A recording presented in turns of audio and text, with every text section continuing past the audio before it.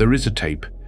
It sits in the public record now, available to anyone who asks, but for 2 years it sat in the dark, lobbed, filed, forgotten in a government office where no one was looking for it and no one wanted to find it. A standard microcassette, the kind you could buy at any shop on the high street in 1980.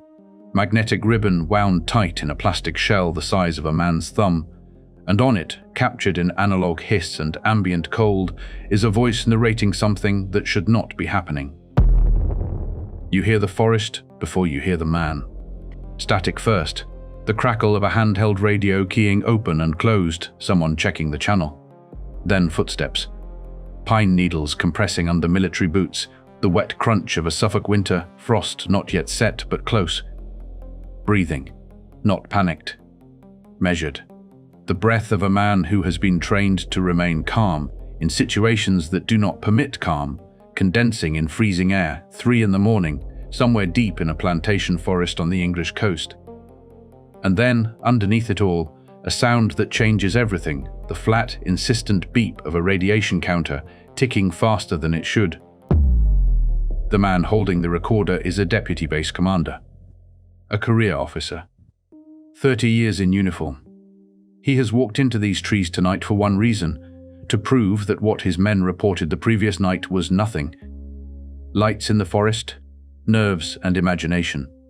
He has brought instruments, a radiation detector, a night vision scope, the tape recorder itself, because he intends to measure the nothing, document it and put it to rest. He does not put it to rest. What the tape captures over the next 18 minutes is not a debriefing, not a report dictated after the fact when memory has had time to soften or reshape what happened. It is the event itself, recorded as it occurs in real time in a pine forest in Suffolk at 3 in the morning by a man who does not understand what his instruments are reading or what the light in front of him appears to be doing. His voice stays level. Military. The cadence of a mission report, not a confession.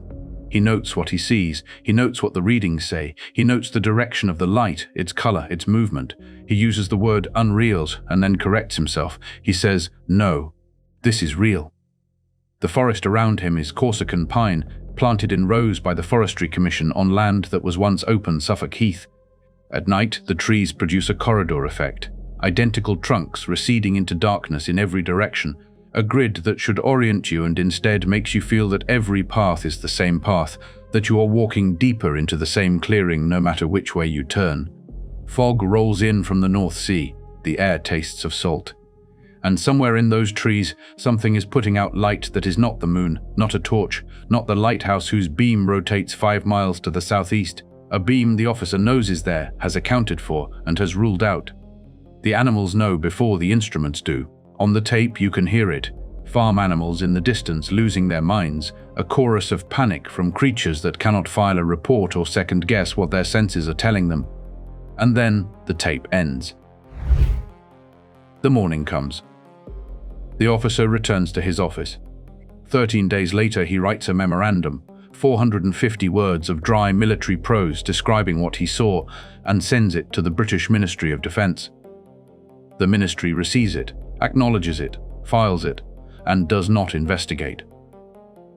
That memorandum sat in a filing cabinet for 2 years. When it finally surfaced, pulled into daylight by a Freedom of Information request, its authenticity was never questioned. Not then, not since.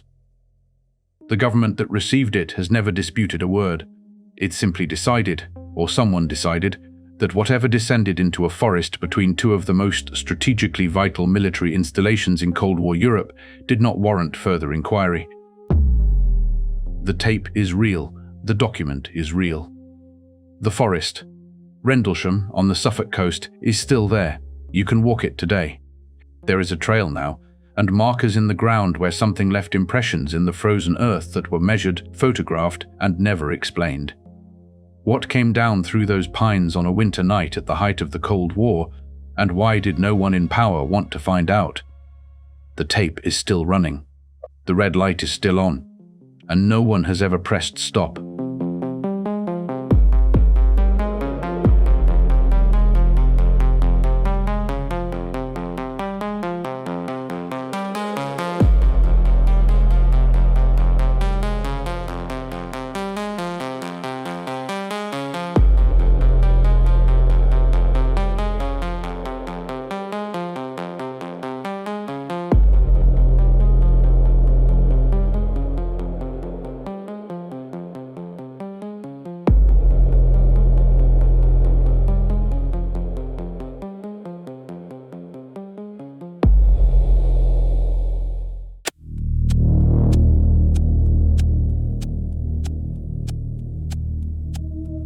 pull back.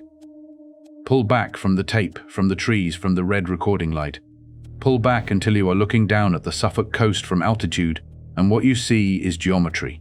Two airfields, mirror images of each other, laid out on the flat coastal plain northeast of Ipswich like a pair of hands holding something between them. RAF Woodbridge to the south, RAF Bentwaters to the north. Between them, filling the space the way a dark wedge fills a doorway, forest. 3 miles of it. And beyond the forest, beyond the bases, beyond the fence lines and the guard posts and the radar arrays, the North Sea, grey and flat and cold, stretching east toward a continent that in December 1980 is divided by wire and concrete, and the absolute certainty on both sides that the next war will be the last one. The bases are American. They have been American since the late 1940s, leased from the British under post-war agreements that were signed when the rubble was still warm. By December 1980, they are among the most operationally significant NATO installations in Western Europe. Bentwaters houses the 81st Tactical Fighter Wing, A-10 Thunderbolts, the close air support aircraft designed to slow a Soviet armored advance across the North German plain. Woodbridge houses the 67th Aerospace Rescue and Recovery Squadron. The mission profile is clear. If the line breaks on the continent, these bases respond. If pilots go down, these bases retrieve them. Everything about the installations is oriented eastward, toward the threat, toward the gap in the fence that everyone trained for and no one wanted to test.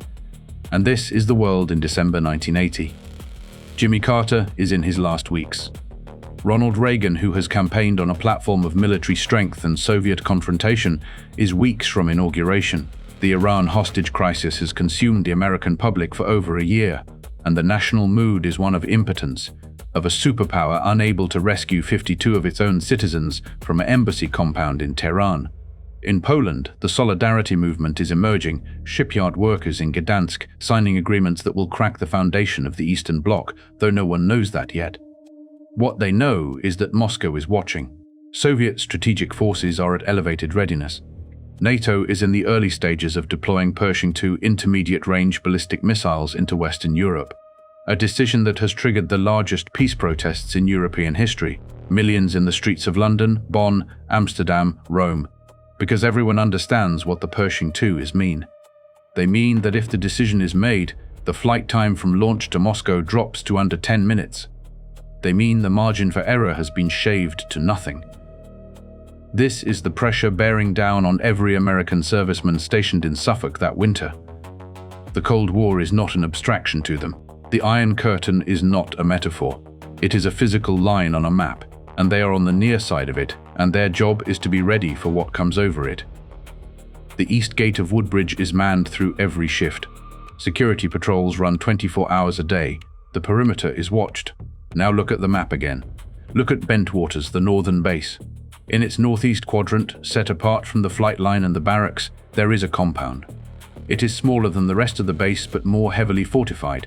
Hardened bunkers behind double fencing, razor wire, floodlights that burn all night. Access is restricted to specialized personnel with clearances that most of the men on base will never hold. The guards at its perimeter are not the same guards who patrol the east gate. They are different men with different orders, and they do not discuss what they guard. This is the weapons storage area. Its contents, in December 1980, are classified. The British government will not acknowledge what is inside it. The American government will not acknowledge what is inside it. The men who serve on these bases understand, in the way that soldiers understand things that are never said aloud, that the compound at the northeast corner of Bentwaters is the reason everything else exists. The runways, the fighters, the rescue helicopters, the security patrols, the east gate, the chain link, the sodium lights, all of it radiates outward from that compound like the walls of a cathedral radiate outward from the altar. Whatever is inside it is the point. We will return to the weapons storage area. For now, note only its position on the map.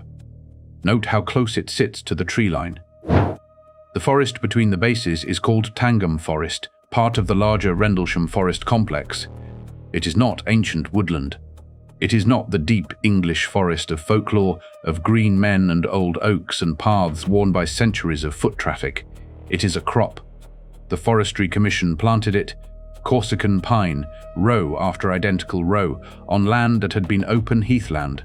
The trees are the same species, the same age, the same height, the same spacing.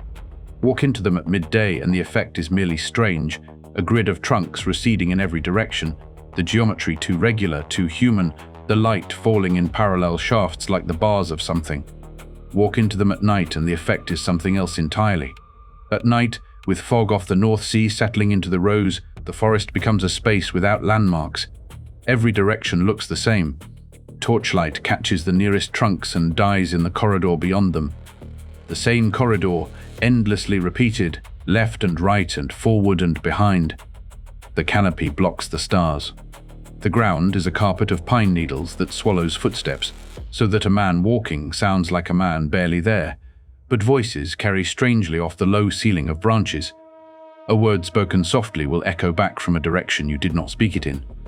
Animals moo through the underbrush. Deer, rabbits, pheasants that explode from cover with a sound like a gunshot and a heartbeat later are gone. The forest is active at night in ways that can deceive trained eyes. Shadows shift between the rows. Movement registers in peripheral vision where no movement exists.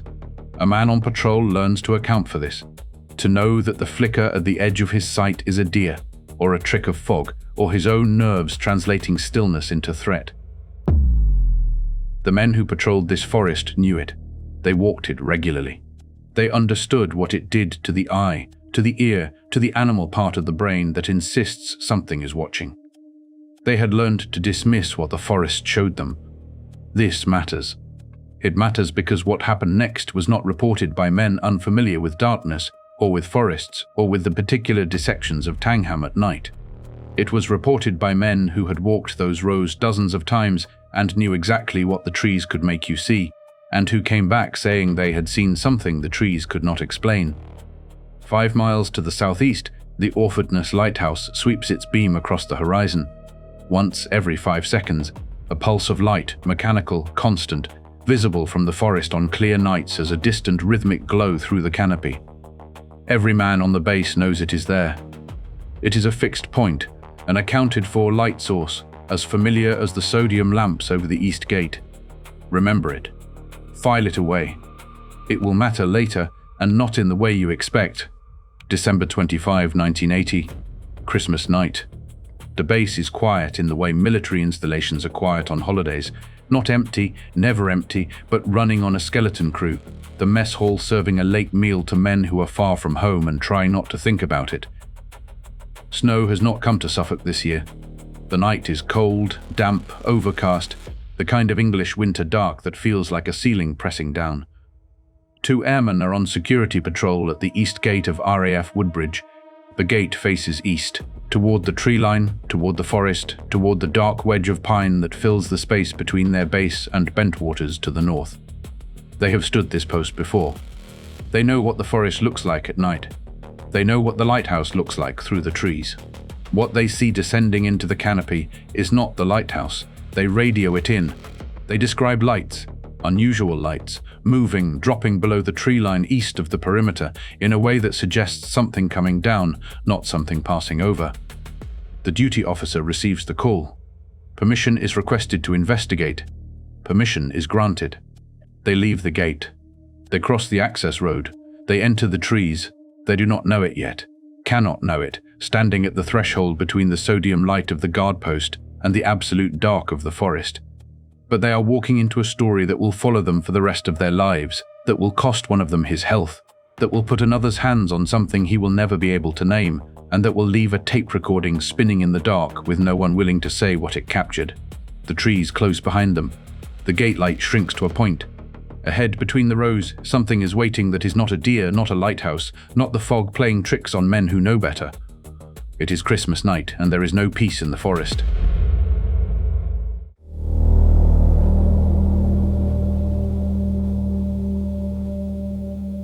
Their names are Airman First Class John Burrows, Staff Sergeant Jim Peniston, and Airman Edward Cabansag. 3 men in the trees. Burrows is 20 years old. Peniston is the senior man, the duty flight sergeant, the one who radioed the shift commander and obtained permission to take a team beyond the gate. Sergeant Bud Stephens stays behind at the east gate with the radio. The rest walk in. Torch beams cut through Corsican pine in narrow corridors of white light. The trees stand in rows, forestry commission rows, planted at uniform spacing, so the forest reads as a series of tunnels receding in every direction. And in the dark, with fog sitting low between the trunks, you lose your bearings fast. The base perimeter light fades behind them. Ahead, there is only the forest and whatever is in it. What happens in the next hour depends on who you ask. It depends on when you ask them. It depends on whether you are reading the report filed that morning or the testimony given 30 years later. The documentary record of the first night at Rendlesham exists in layers, and the layers do not always agree, but they agree on enough. Start with the floor, the verified minimum. 3 men left the base perimeter on the night of December 25-26, 1980. They entered the forest east of the East Gate. They filed reports that night. The reports describe lights in the trees. The base duty log records the incident and the dispatch of the patrol. These are not contested facts. No one, not the skeptics, not the Modi, not the men themselves, disputes that this happened. Cabansag's account is the most conservative of the 3, and for that reason it is the most useful as a baseline. He describes lights visible through the trees, intermittent, shifting, difficult to fix on.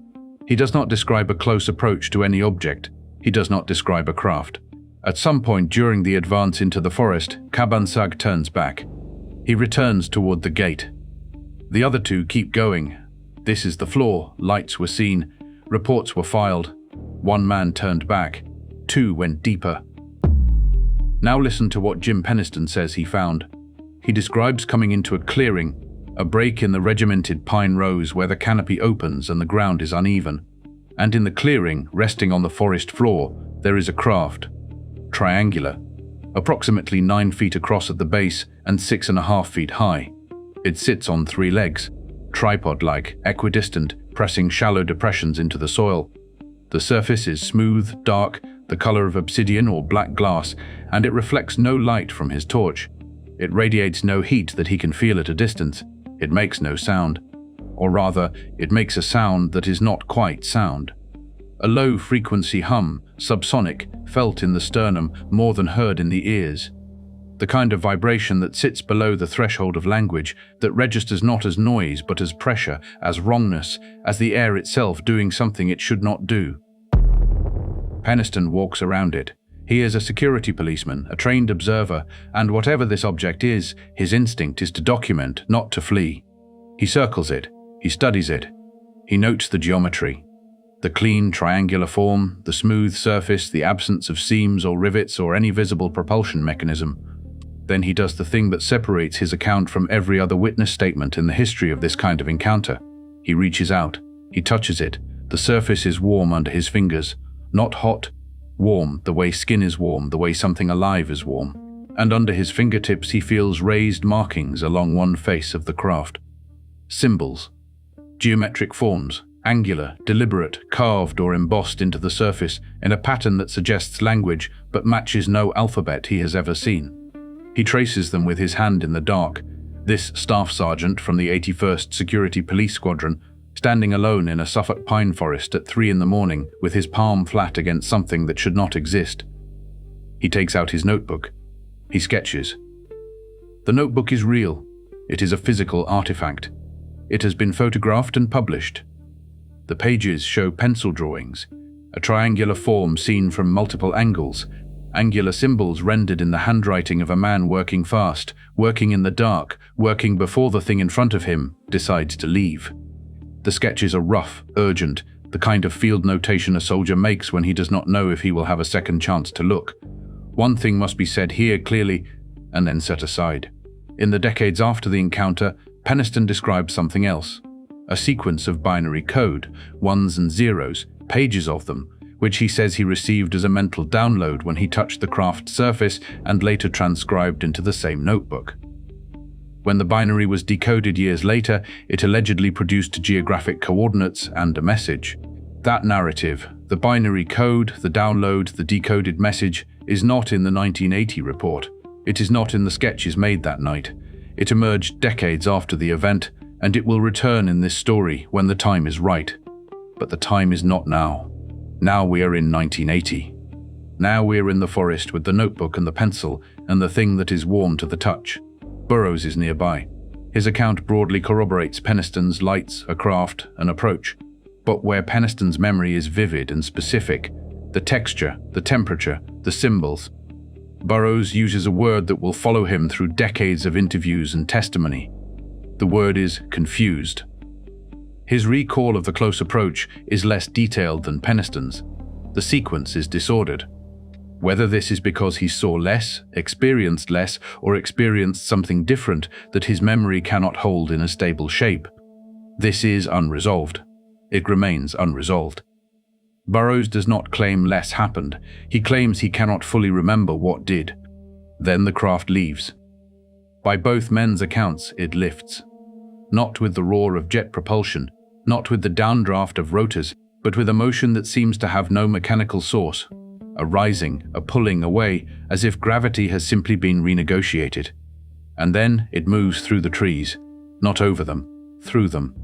Between the trunks, threading the Corsican pine rows with a precision that is itself a kind of horror, because trees planted at uniform spacing leave gaps of perhaps 8 feet, and this object, 9 feet across at its base, passes through those gaps without touching a branch. No snapped wood, no shower of pine needles, no sound of impact. Just motion, fluid, silent, threading a needle the size of a forest, and then acceleration, and then gone. The clearing is empty. The forest is quiet in the way forests are quiet after something large has departed, not silent, but holding its breath. The low hum is gone. The air feels normal again. The men stand in the dark for a moment that neither of them in any interview has been able to put a duration on. They walk back to base. They file their reports. The duty log is updated. The paperwork enters the system. Morning comes to RAF Woodbridge the way it always does.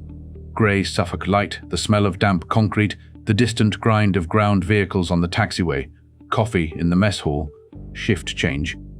The ordinary machinery of a military installation turning over, indifferent to whatever happened in the dark.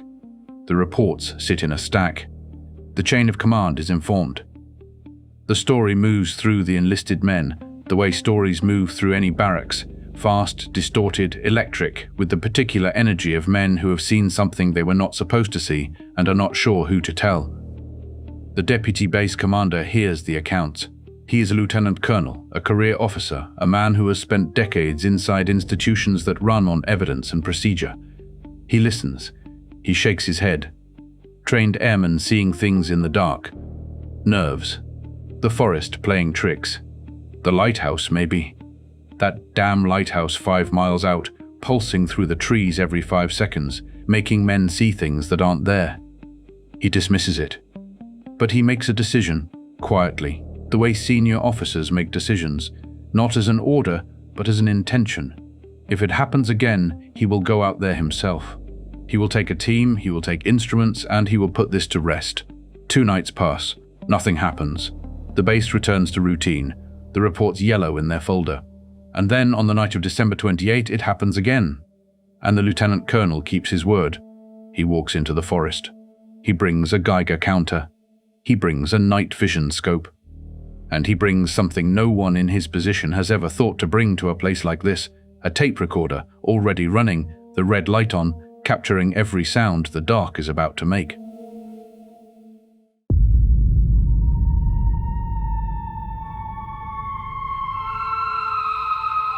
The first sound on the tape is nothing. A hiss, the particular analog hiss of a microcassette recorder's magnetic head dragging across blank tape, the tiny motor whirring inside its plastic housing, waiting for a voice. 2 seconds, maybe 3, of pure medium, the sound of a machine listening to an empty forest. Then breath. Then the voice of Lieutenant Colonel Charles Holt, measured, clipped, the voice of a man filing a report that happens to be occurring in real time, in the dark, in the freezing air between the pines.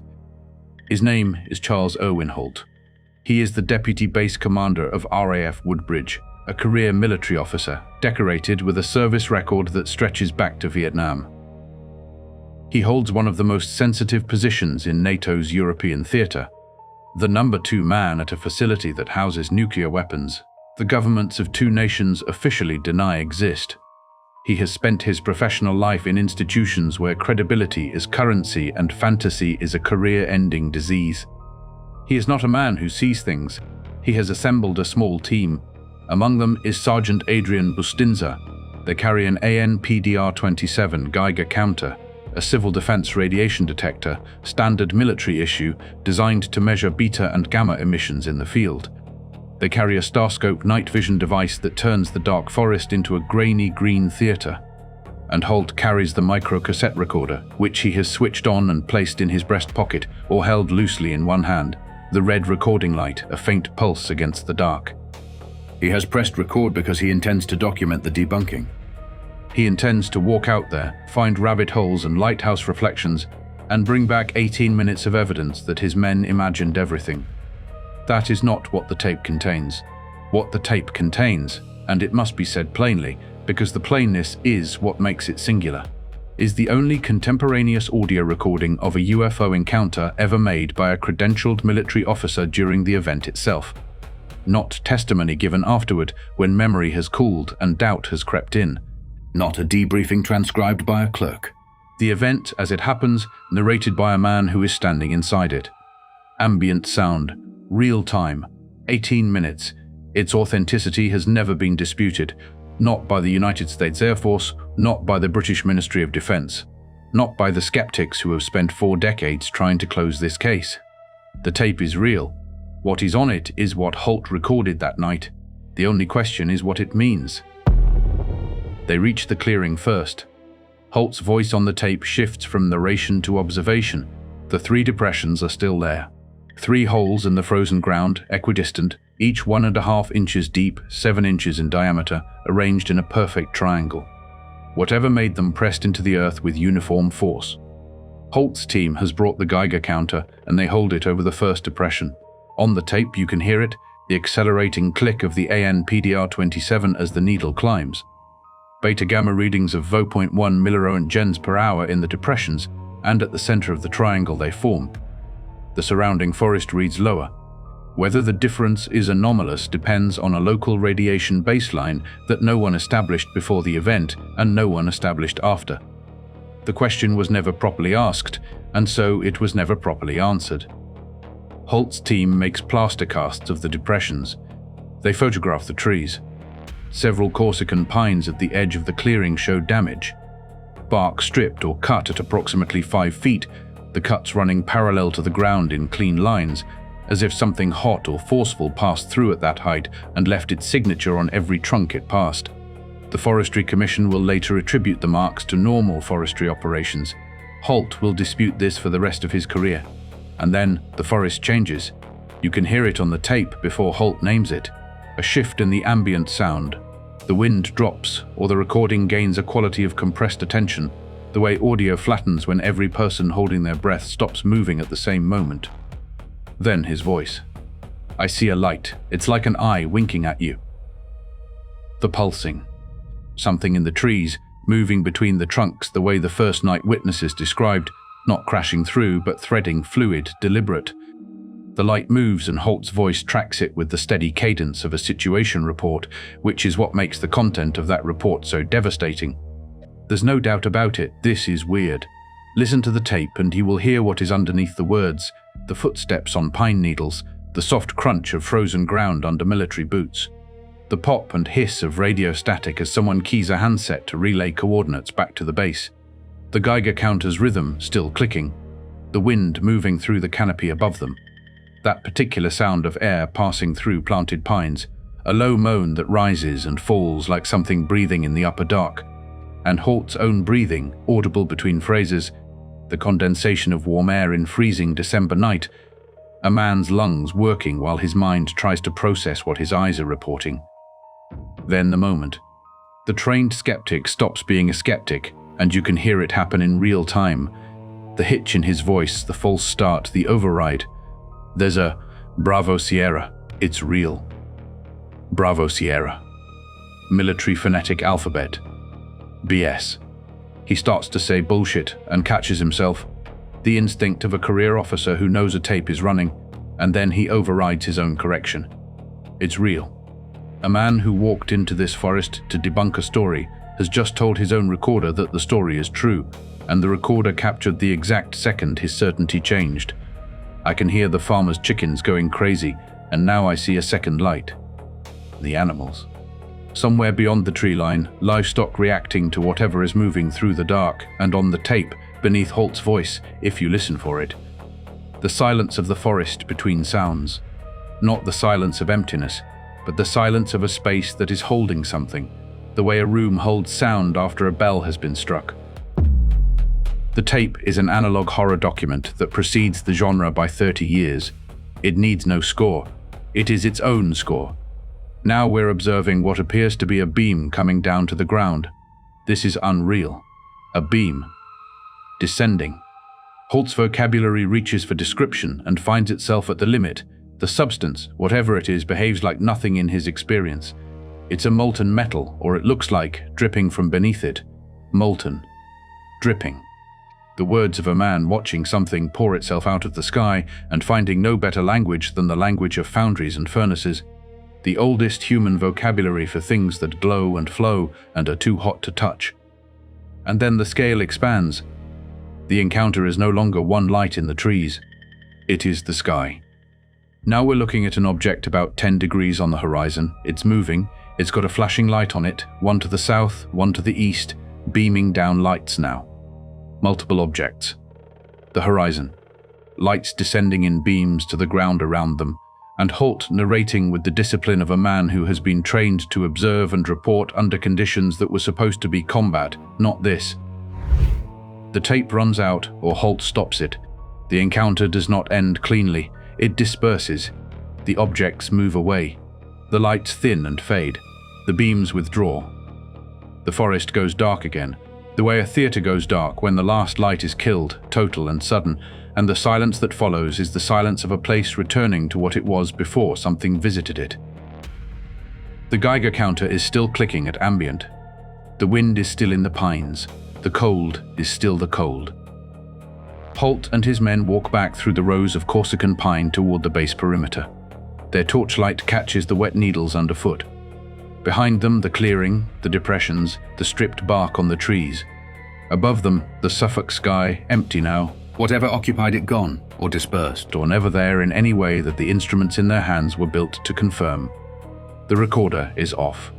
The small plastic cassette sits in Holt's pocket, weighing almost nothing, containing 18 minutes of a deputy base commander's voice saying, "This is unreal," and then, in the next breath, correcting himself. He does not yet know what he has made. He does not know that the tape will outlast his career, his rank, his security clearance, and every official effort to file this night into silence. He returns to base. He returns the Geiger counter to stores. He goes to his quarters. The cassette goes into a drawer. 13 days later, he sits down and writes a memo. 450 words, addressed to the British Ministry of Defence. And he makes a choice that no one in his chain of command will understand until it is far too late to undo.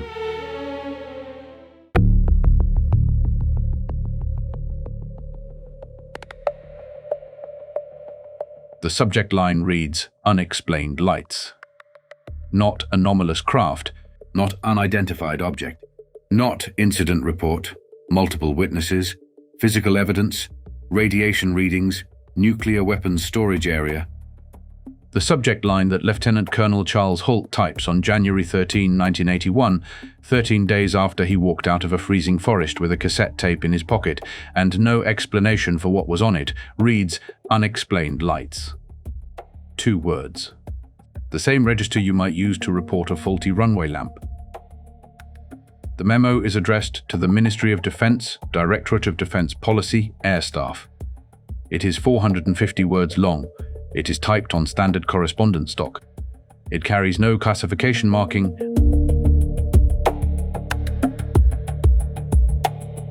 It is, by the standards of military paperwork at a nuclear-armed NATO installation, one of the most mundane-looking documents a deputy base commander could produce. Its contents are not mundane. Early in the morning of the 27th of December 1980, 2 USAF security police patrolmen saw unusual lights outside the back gate at RAF Woodbridge. The opening sentence. Passive construction, no drama. The kind of sentence that appears in hundreds of thousands of military dispatches every year and is never read by anyone who was not already expecting to receive it. And then, the individuals reported seeing a strange glowing object in the forest. The object was described as being metallic in appearance and triangular in shape, approximately 2 to 3 meters across the base and approximately 2 meters high. Triangular. Metallic. 2 to 3 meters across. These are not the words of a man describing a lighthouse. These are not the words of a man describing a satellite re-entry. These are specifications, measurements, delivered in the flat declarative cadence of a logistics report, and what they describe is a craft sitting in a pine forest between 2 nuclear weapons bases on the Suffolk coast. The memo continues. The ground was dug up slightly and 3 depressions, 1.5 inches deep and 7 inches in diameter, were found where the object had been sighted. The following night, the area was checked for radiation. Beta-gamma readings of 4.1 milliroentgens were recorded with peak readings in the 3 depressions and near the center of the triangle formed by the depressions. Then the third night. Holt's own night, the night on the tape, compressed into 3 sentences of bureaucratic understatement. Later in the night, a red sun-like light was seen through the trees. It moved about and pulsed. At one point, it appeared to throw off glowing particles, and then broke into 5 separate white objects, and then disappeared. Immediately thereafter, 3 star-like objects were noticed in the sky, 2 objects to the north and 1 to the south, all of which were about 10 degrees off the horizon. The objects moved rapidly in sharp, angular movements and displayed red, green, and blue lights. Sharp, angular movements. The phrase is clinical. It describes something that moved across the sky in ways that aircraft do not move. Not in curves, not in the long arcs of inertia and aerodynamics, but in angles, like a cursor on a screen, like something that did not need to obey the physics of flight. Holt wrote that sentence in the same tone he would have used to describe a training exercise. The gap between what that sentence contains and how it sounds is where this story begins to become something else. Something administrative, something worse. Holt chose not to classify the memo. This was not an oversight. A deputy base commander at a strategically vital installation during the Cold War had the authority and, by most readings of protocol, the obligation to classify a document describing anomalous activity near a restricted weapons area. Holt did not. He has said in interviews, clearly and more than once, that this was deliberate. He wanted the document in the open record. He wanted it findable.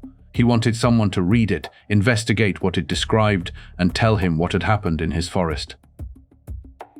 The investigation never came. The Ministry of Defense received the memo. Internal correspondence in the DEFE-24 file.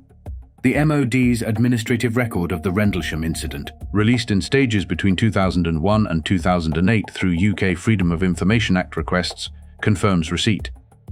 It confirms something else. The MOD's primary concern was not what had happened at Woodbridge. It was what to say if anyone asked. Internal routing slips discuss the incident in terms of parliamentary questions, how to respond if an MP raised it, what language to use, how to characterize the event in a way that closed discussion rather than opened it. The MOD did not visit the site, did not interview the witnesses, did not test the radiation readings, did not request the tape. The official conclusion, stated more than once in the file and underlined as though repetition could make it true, the incident posed no defense significance. A deputy base commander at a nuclear-armed installation reports an unidentified craft beaming light onto the ground inside the base perimeter, and the government that owns the base decides it is not significant enough to walk into the forest and look. Nick Pope understands why. Pope ran the MOD's UFO desk, Secretariat Air Staff 2A, from 1991 to 1994, a decade after Rendlesham, and what he describes in his book, Open Skies, Closed Minds, is not a conspiracy. It is a system. The desk existed to receive reports, acknowledge them, and file them. It was not resourced for investigation. It was not expected to produce conclusions. It had no laboratory access, no field team, no scientific advisory panel. It was a bureaucratic endpoint. The place where anomalous reports arrived was stamped "Received" and entered a cabinet from which they would not emerge unless someone outside the building specifically asked for them. The system was not designed to suppress information. It was designed to not generate it. The distinction matters. A cover-up requires intent. What Pope describes requires only procedure, and procedure, applied consistently, produces the same silence as suppression without anyone needing to give the order. The Condign Report proves the point. Produced in 2000 by the Defense Intelligence Staff, the report concludes that unidentified aerial phenomena are real. It names them buoyant plasma formations, atmospheric electrical phenomena capable of producing the characteristics reported by witnesses across decades of British sightings. The report is detailed. It is serious. It recommends further research. No further research was funded. The report was classified for 6 years, released in 2006, reported on briefly, and forgotten. A government commissioned a study. The study concluded that something real was happening in British airspace. The government received the conclusion, and the conclusion went into a drawer. The Condign Report is not evidence of a cover-up.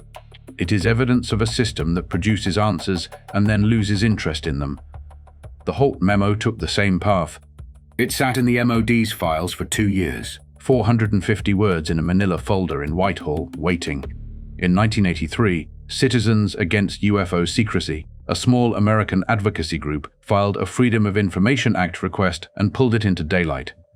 Its release made the incident public for the first time. The press gave it a name, the British Roswell. The Holt tape surfaced through separate channels. Copies circulated among researchers before the memo was even released, Holt having allowed trusted individuals to hear it. The Defi 24 file came out over 7 years of incremental fire releases, each batch revealing another layer of institutional indifference. And then there is the other document, the one that did not come out. In 1994, a FOIA request confirmed that the National Security Agency holds a document referencing Rendlesham. The NSA acknowledged its existence. It will not release its contents. What is public is a page of text beneath black ink, the shapes of sentences visible but unreadable, the redaction bars laid across the words like the slats of a closed blind. The document trail is real, extensive, and leads to a series of locked doors. Picture the filing cabinet, not a metaphor, the physical object. Grey steel, government issue, standing in a corridor in Whitehall or Kew. Inside it, manila folders, internal routing slips with handwritten initials. The Holt memo is in there, 450 words on a single page, describing a triangular craft and radiation readings and lights that moved in sharp angles over a nuclear weapons base. It has been stamped. It has been filed. It has been answered with a sentence. No defense significance. And the drawer has been closed, and the latch has clicked, and the corridor is quiet. But the memo is not the only thing Holt left behind. There are the men. The ones who walked into that forest with him, and the ones who walked in before him, and what happened to them did not fit in a filing cabinet, and no amount of bureaucratic silence could stamp it and slide it into the dark.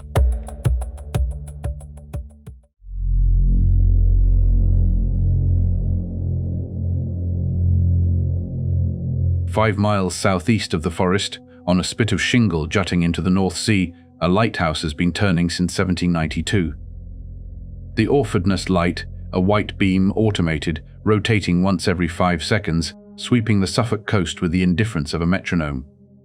On clear nights it is visible from the tree line at Rendlesham, through the Corsican pines, where the trunks stand in their forestry commission rows like columns in a dark arcade. The beam does something peculiar. It pulses. It appears to move. Walk between the trees, and the light seems to shift position, jumping from gap to gap as your angle changes. A parallax trick, the geometry of a uniform grid turning a fixed point of light into something that breathes. On most nights, no one notices. On the nights in question, Ian Ridpath argues someone did. Ridpath is an astronomer and science journalist, and he has spent more time dismantling the Rendlesham case than any other single investigator. His work is meticulous. He visited the forest. He stood where the witnesses stood and watched the lighthouse do exactly what they described. A pulsing light, low on the horizon, appearing to move through the trees. He interviewed the lighthouse keeper, Peter Cavendish, who confirmed that the Orfordness light was operating normally on the nights of December 25 through 28, 1980. The beam was there. It was doing what it always does. But the lighthouse alone does not explain why anyone left the base. Something had to draw them out. Ridpath's answer is in the sky, not the trees. On the night of December 25-26, a Soviet Cosmos 749 rocket body re-entered the atmosphere over the United Kingdom, producing a bright fireball visible across southern England. Multiple calls were logged at RAF radar stations. The timing aligns with the first night's events. RIDPath's reconstruction is clean. The fireball crosses the sky, bright and dramatic and brief. The airmen at the east gate see it descend toward the tree line. A patrol is dispatched. They enter the forest, cold and alert and primed by what they have just seen, and there, through the pines, is the lighthouse, pulsing, shifting, behaving in ways they have never noticed before because they have never been standing in a dark forest at 3 in the morning looking for something strange. The human eye, confronted with a light it cannot immediately identify, constructs a narrative. The narrative becomes a craft. The craft becomes an encounter. It is a good explanation. It accounts for the stimulus and the response, the sky and the trees, the extraordinary and the ordinary collapsing into each other in the freezing dark. The physical evidence, too, has answers. The radiation readings, 0.1 milliroentgens per hour, logged by Holt's team with the airman PDR-27, sound alarming until you examine the instrument and the soil. The airman PDR-27 is a civil defense Geiger counter, designed for battlefield triage after a nuclear exchange, not for precision environmental measurement. Its sensitivity is coarse, and the Suffolk coast sits on clay substrate. Clay-heavy and granitic soils can produce natural background variation well within the range, Holt recorded. Without a pre-event baseline measurement of that specific clearing, and no baseline was ever taken, the readings cannot be called anomalous with certainty. They are above average ambient. They are not above the range of what the ground itself might produce on any night, with or without a visitor. The ground depressions, 3 indentations, 1.5 inches deep, 7 inches in diameter, arranged in a triangle, were examined by Forestry Commission investigator Vince Thurkettle, who walked the site and reached a conclusion that required no spacecraft at all. Rabbit diggings. Shallow root hollows. Corsican pines have lateral root systems that run close to the surface in sandy soil, and when a root decays or an animal burrows, it leaves exactly the kind of depression Holt's team found: shallow, circular, unremarkable to anyone who has spent time in a pine plantation. The tree damage, the stripped bark at 5 feet that Holt photographed, Thurkettle attributed to standard forestry operations. Axe marks from thinning work. The foresters had been through recently. They left their marks. The marks were ordinary. Assemble it all, and you have a complete narrative, and the narrative is this: frightened men, a Soviet fireball in the sky, a lighthouse through the trees, rabbit holes in the ground, and a deputy base commander who, 2 nights later, walked into the same forest primed by his men's stories and saw the same lighthouse and the same natural phenomena through the lens of expectation. It is coherent. It is economical. It does not require anything that cannot be found on a Suffolk ordnance map. It is the explanation the Ministry of Defense quietly adopted when it wrote "No defense significance" and closed the drawer. And then there is Charles Holt. Holt stood in that clearing for 3 hours. He is a career military officer who had been stationed at bases across the world. He has seen lighthouses. He knows what one looks like through trees. He went into the forest on December 28 specifically to debunk his men's report. He has said so in multiple interviews. He brought instruments. He brought a tape recorder. He brought the skepticism of a deputy base commander whose airman had told him a story he did not believe. He has confirmed consistently across 4 decades of interviews that the Orfordness Lighthouse was visible that night. He could see it. He knew what it was. He identified it while standing in the clearing. And he has also maintained with the same consistency that the objects he tracked were not the lighthouse. The lighthouse was in one direction. The objects moved across the sky. The lighthouse does not produce a beam that descends to the ground. The lighthouse does not drip what looks like molten metal. The lighthouse does not send a Geiger counter clicking into elevated readings. The skeptic's explanation requires that Holt, a deputy base commander, a trained observer, a man who went out specifically to find a mundane cause, was so thoroughly fooled by a lighthouse he could simultaneously see and identify that he filed an official memorandum to the Ministry of Defense about it, and then signed a notarized affidavit about it 30 years later, and then repeated his account under oath. This is not impossible, but it asks a great deal. The second problem is structural. The Cosmos 749 re-entry explains December 25-26. It does not explain December 28. The satellite burned up once. It did not return. The Lighthouse explains a light in the trees. It does not explain multiple objects moving in sharp angular patterns across the sky, tracked by several observers through a Starscope night vision device over the course of 3 hours. Ridpath's case is strongest on the first night and weakest on the halt night, which is, unfortunately for the skeptics, the night with the tape. The Orfordness Lighthouse is still there. It has been automated since 1965. It turns once every 5 seconds, the same interval it kept in 1980, the same it will keep tomorrow. A fixed beacon, mechanical, indifferent, sweeping the Suffolk coast with the patience of a clock. On most nights it is simply a lighthouse. On the nights in question, it may have been part of what Holt's team saw. But the distance between part off and all off is where the case remains open. And it is into that distance, that gap between the known light and the unknown one, that John Burroughs walked on the first night, and out of which he came back, changed in ways that would take decades to surface, and that would cost him something no lighthouse could explain.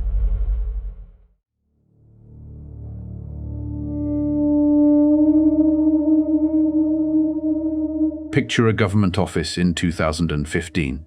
Fluorescent light, a desk with a stack of forms, a man in his 50s sitting across from a VA caseworker, the same man who walked through the east gate of RAF Woodbridge 35 years earlier, who followed lights into a pine forest in Suffolk and came back with a memory he has described, more than any other word, as confused. John Burroughs is not asking for much. He is asking for his own medical records. He cannot have them. They are classified. The United States government does not classify the routine medical files of enlisted airmen. Vaccination records, dental charts, the ordinary paper trail of a body moving through military service, none of it warrants a security designation. Burroughs's file received one. Somewhere between the forest and the filing cabinet, between whatever happened on the night of December 25, 1980, and the decade that followed, the record of what it did to his body was placed behind a classification barrier that not even the man whose body it was could penetrate. He developed serious cardiac problems. He came to believe they were connected to radiation exposure during the incident. He fought the VA for a decade, the bureaucratic trench warfare of a man against his own government, conducted in waiting rooms and through appeals processes, for the right to know what his own health records said about what his own government had done to him, or failed to protect him from. In 2015, the Department of Veterans Affairs granted John Burroughs service-connected disability benefits for health issues related to the Rendlesham forest incident. Read that sentence again, because it is the quietest and most extraordinary official acknowledgement in the case's history. The VA did not say what caused the health issues. It did not confirm radiation exposure. It did not name the phenomenon. It simply drew a line, a formal, legal, bureaucratic line, between what happened in those woods and the deterioration of a man's health. The government will not say what occurred, but it agrees that it hurt someone. Jim Penniston went into the forest as a security police sergeant doing his job. He came out as something else, a man who had touched a thing he could not name and who would spend the rest of his life trying to describe what it left in him. His 1980 documentation is real. The notebook is real, a physical artifact, photographed and published, containing sketches of a triangular craft with dimensions noted in his own hand. His original base report is real, filed in the early morning dark of December 26. These are not disputed. What came later is... In the years and decades after the incident, Penniston added to his account. He described what he called a binary download, a stream of ones and zeros that he says entered his mind when he touched the surface of the craft, which he later transcribed into his notebook, page after page of digits in pencil, filling the margins. In 2010, analyst Nick Siskey decoded the binary sequence. The result, if it is a result and not a pattern imposed on noise, produced geographic coordinates, points mapping to High Brazil, a mythological island off the western coast of Ireland that appears on medieval charts and then vanishes, to Sedona, Arizona, to the Great Pyramid of Giza, to other locations, along with a date and a fragment of text.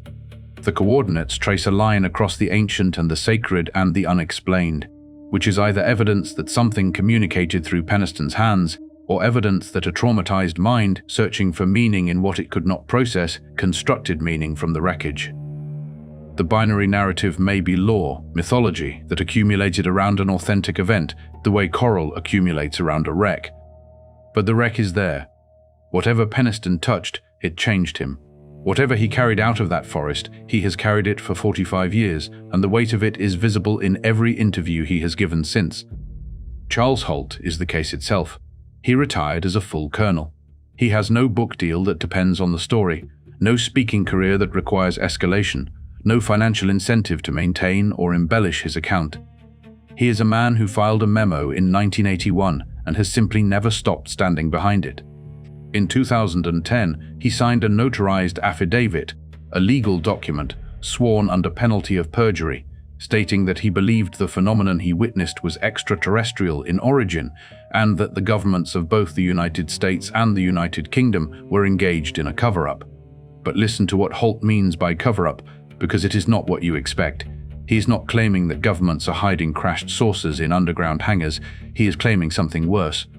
He is claiming they are hiding the fact that they do not know what happened, that they encountered something they could not explain and made a deliberate institutional decision not to investigate it, and then dressed that decision in the language of conclusion. No defense significance.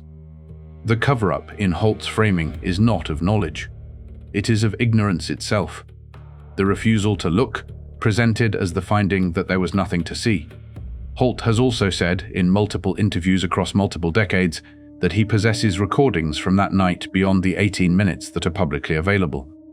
He has described them as very dramatic. He has never released them. Whether they exist, what they contain, and why a retired colonel with a notarized affidavit and nothing left to protect would keep them private. These are open questions with no available answers. Sergeant Adrian Bustinza was on Holt's team on the night of December 28. His account, which emerged in later years, includes elements none of the others describe. Craft occupants, physical beings, direct interaction between personnel and the object. Holt's own account does not include what Bustinza describes. Bustinza is either the witness who saw most clearly that night or the one whose memory has traveled furthest from events. His testimony exists. It is acknowledged here. It is not endorsed. Then there is Larry Warren. Warren claims to have been present on the third night and has given the most dramatic accounts of all: alien beings, craft landings, personal contact. His presence on that night is itself disputed by other witnesses. His co-author on Left at Eastgate, published in 1997, was Peter Robbins, a respected investigator who publicly broke with Warren in 2017, accusing him of fabrication. Nick Pope, Jenny Randles, and multiple researchers have raised serious concerns about Warren's testimony. He is part of this story because mythology is part of every story that lasts long enough, and the mythology that grows around a real event can tell you something about the shape of the hole the event left, even when the mythology itself is not trustworthy. The verified record is one thing. The lore that grew around it is another. Both are real. Only one is evidence. But here is what none of these men knew at the time, and what changes everything you have heard so far. Both the United States and the United Kingdom officially denied, throughout the 1980s and beyond, that nuclear weapons were stored on British soil. The denial was false. Declassified NATO records confirm that the weapons storage area at RAF Bentwaters housed nuclear warheads, W-33 artillery shells, B-61 gravity bombs, behind hardened fencing in a Suffolk forest, officially non-existent. The most destructive weapons ever engineered by the human species, stored in concrete bunkers under pine trees, and any government that acknowledged their presence would have shattered the political architecture of the Atlantic Alliance. Now return to the Holt tape. There is a moment, you have heard it already, earlier in this film, where Holt describes a beam of light descending from the object toward the ground. In his 2010 affidavit, he is explicit: "We observed a beam of light from the object fall into the weapons storage area." A beam of light. From an unidentified object. Falling onto a facility storing nuclear weapons whose existence was being officially denied by two governments. Whether that object was extraterrestrial, Soviet reconnaissance, atmospheric plasma, or something that has no name in any language, this is the detail that cracks the case open. And it explains everything about why it was handled the way it was. Any investigation of what happened in the forest would have collided with the nuclear question. Any investigation of the nuclear question would have collided with the classification structure. The two secrets sealed each other shut. The MOD's conclusion, no defense significance, may not have been indifference at all. It may have been the only available response that did not crack open the larger lie. Two documents, place them side by side. The first, an official government statement, no nuclear weapons are stored in the United Kingdom. The second, the declassified NATO record confirming they were. One truth, two versions. And between them, in the silence where the contradiction lives, a deputy base commander's voice on a tape, describing a light falling toward weapons that did not exist in a forest where nothing of defense significance occurred. The forest is still there. The WSA is gone now. The bases closed in 1993, the bunkers emptied, the warheads removed to destinations that remain classified. But in December 1980, they were present, and they were hidden, and something descended into the trees above them. And the men who saw it, the men whose health it ruined, whose careers it marked, whose memories it fractured or sharpened or haunted for the rest of their natural lives. Those men are still waiting for an answer that two governments have spent 45 years not giving.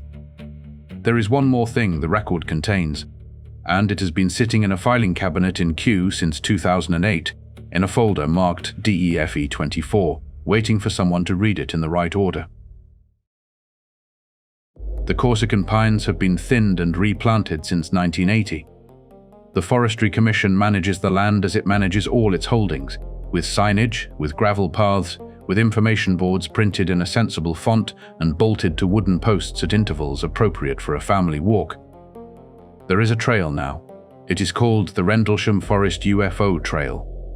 You can find it on the Ordnance Survey map. You can drive to the car park on a Saturday morning and bring the children and the dog, and you can walk in unremarkable daylight through unremarkable trees to a wooden marker that stands at the approximate site where a deputy base commander of the United States Air Force describes something dripping molten metal in the dark. The marker is made of wood.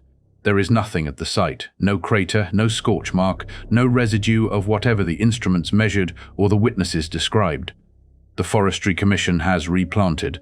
The ground has healed or been managed, or both. And the information board tells you, in the measured prose of a government agency, that something happened here in December 1980 and that it remains unexplained. Then it directs you to the next waypoint. The trail continues. There is a loop. You end up back at the car park. This is its own species of the uncanny, the bureaucratic normalization of the inexplicable. A national trail marker pointing to the spot where trained military personnel recorded radiation readings they could not account for, standing in the same administrative category as a marker for a disused mill or a Saxon burial mound. A walk in the woods. Bring the family. Mind the tree roots. The bases are gone. RAF Woodbridge closed in 1993. RAF Bentwaters closed the same year. The runways have cracked. The buildings house light industrial storage, film sets, the infrastructure of a peace that the men who served there spent their careers preparing never to see. The weapons storage area is empty. The nuclear weapons removed, the classification lifted, the official denial no longer necessary because the thing being denied no longer exists in those bunkers. But in December 1980, it all existed. The weapons, the denial, the forest, the Cold War, the fear, and something in the trees that moved between the trunks without breaking branches and that no one in authority wanted to identify. The Halt tape is still the only real-time audio recording of a UFO encounter made by a credentialed military officer during the event itself. 18 minutes of tape. A man's voice, measured and calm and trained to be calm, describing something that should not be there. It has never been explained to the satisfaction of the man who made it. The British government filed it in a folder, and the folder sat in Kew and the years accumulated around it like pine needles on a forest floor. The American government classified a man's medical records, the only such classification on record, and then, quietly, years later, agreed that whatever happened to him in those woods was real enough to compensate, real enough to pay for, not real enough to name. The forest at night, one final time. No lights now, no craft. No Geiger counter ticking in the cold. Just the pine rows, the fog, the salt air off the North Sea, the dark between the trunks where the dark has always been. The sound of wind through Corsican pine. The sound of nothing after the wind stops. The tape is off. The filing cabinet is closed. The memo has been read and filed and released and read again, and it still says what it said. Unexplained lights. The question stands in the clearing where the depressions were, in the ordinary earth where the plaster casts were made, in the silence where the chickens have long since stopped screaming. No one is coming to answer it. The trees are still there.